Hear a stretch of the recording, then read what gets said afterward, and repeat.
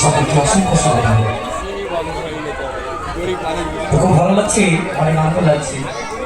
আজকে আমি যার জন্য আসতে পেরেছি আমার শ্রদ্ধেয় মনাদা এবং আমার কুশলীর যার জন্য এখানে আসতে পারছি।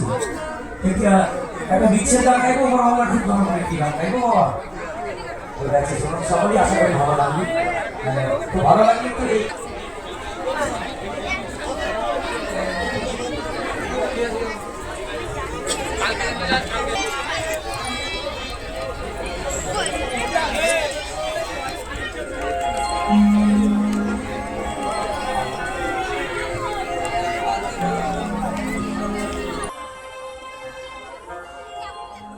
ভবানী প্রেমে সে